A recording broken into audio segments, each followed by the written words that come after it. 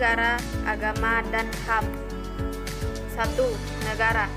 Negara adalah suatu organisasi yang berada dalam suatu wilayah tertentu, yang di dalamnya terdapat rakyat dan pemerintahan yang sah.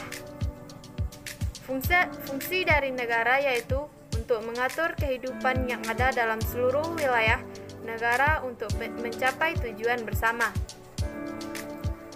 2. Warga negara.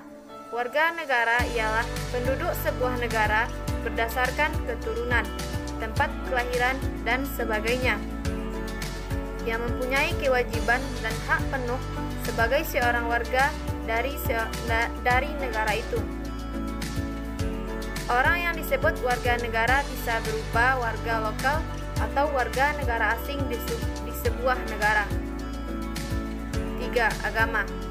Agama menurut Kamus Besar Bahasa Indonesia adalah sistem yang mengatur tata keimanan atau kepercayaan dan peribadatan kepada Tuhan yang Maha Kuasa, serta tata kaidah yang berhubungan pergaulan manusia dengan manusia serta lingkungannya. Dengan demikian, diperoleh keterangan yang jelas bahwa agama itu merupakan penghambaan manusia kepada Tuhannya. Dalam pengertian agama, terdapat 3 unsur, yaitu manusia, penghambaan, dan Tuhan. Maka suatu paham atau ajaran yang mengandung ketiga unsur pokok pengertian tersebut dapat disebut agama. Dalam Undang-Undang tentang Hak Asasi Manusia dijelaskan bahwa pengertian hak asasi manusia adalah seperangkat hak yang melekat pada hakikat dan keberadaan manusia sebagai makhluk Tuhan yang Maha Kuasa, dan merupakan anugerahnya yang wajib dihormati, dijunjung tinggi, dan dilindungi oleh negara, hukum, pemerintah, dan setiap orang. Demi kehormatan serta perlindungan harkat dan martabat manusia, Pasal 1 Angka 1 Undang-Undang Nomor 39 Tahun 1999 tentang Hak Asasi Manusia. Secara internasional, HAM diatur dalam Universal Declaration of Human Rights tanggal 10 Desember 1948. Namun secara nasional HAM diatur dalam salah satunya dalam Batang Tubuh Undang-Undang 1945 Pasal 27 ayat 1, hak kedudukan yang sama dalam hukum. Pasal 27 ayat 2 yaitu hak hidup yang layak. Pasal 28 yaitu hak kebebasan berserikat, berkumpul, dan berpendapat. Pasal 28A yaitu dan 28J yaitu mengatur segala macam hak. Pasal 29 yaitu hak kebebasan memeluk agama. Pasal 31 yaitu hak memperoleh pendidikan.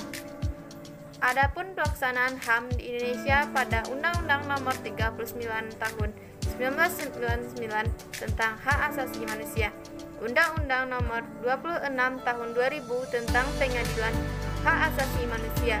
Undang-undang ini sebagai tindak lanjut dari Undang-Undang Nomor 5 Tahun 1998 tentang pengesahan Convention Against Torture and Other Cruel, Inhuman or Degrading Treatment or Punishment, atau Konvensi menantang penyiksaan dan perlakuan atau hukuman lain yang kejam, tidak manusiawi, atau merendahkan martabat manusia.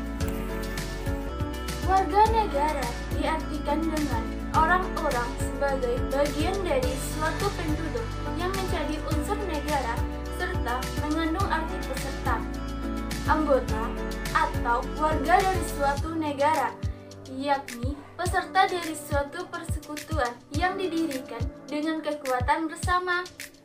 Istilah warga negara dahulu biasa disebut dengan hamba atau kaula negara, yang dalam bahasa Inggris berarti orang yang memiliki dan mengabdi kepada pemiliknya.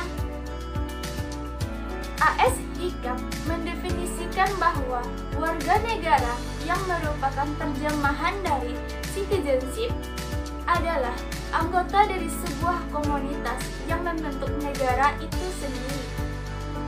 Azas kewarganegaraan. Azas kewarganegaraan seseorang ditentukan berdasarkan ketentuan yang telah disepakati dalam negara tersebut. Dalam menetapkan azas kewarganegaraan dikenal dua pedoman, yaitu 1. Azas kewarganegaraan berdasarkan kelahiran dijumpai dua bentuk azas, yakni Aius Soli dan Aius Sagionis. Dalam bahasa Latin, Aius berarti hukum, dalih, atau pedoman. Sedangkan Soli berasal dari bahasa Solom yang berarti negeri, tanah, atau daerah, dan Sagionis yang berarti darah. Dengan demikian, azas Aius Soli adalah azas yang menyatakan bahwa kewarganegaraan seseorang ditentukan dari tempat di mana orang tersebut dilahirkan. Dan azas Aius Sagionis adalah azas yang menyatakan bahwa kewarganegaraan seseorang ditentukan berdasarkan keturunan dari orang tersebut. Yang kedua, azas kewarganegaraan berdasarkan perkawinan yang dapat dilihat dari sisi perkawinan yang mencakup azas kesatuan hukum dan azas persamaan derajat.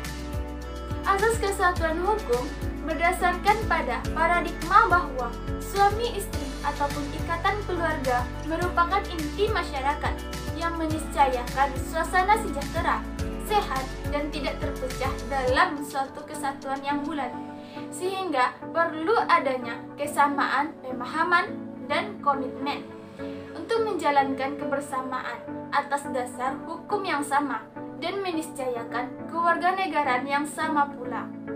Sedangkan dalam azas persamaan derajat ditentukan bahwa suatu perkawinan tidak menyebabkan perubahan status kewarganegaraan masing-masing pihak. Mereka tetap memiliki status kewarganegaraan sendiri. Sama halnya ketika mereka belum diikat menjadi suami istri. Azas ini dapat menghindari terjadinya penyeludupan hukum sehingga banyak negara yang menggunakan azas persamaan derajat dalam peraturan kewarganegaraan. Hubungan negara dan agama. 1. Paham teokrasi. Teo memiliki arti sebagai agama. Pada paham ini, diyakini bahwa negara menyatu dengan agama.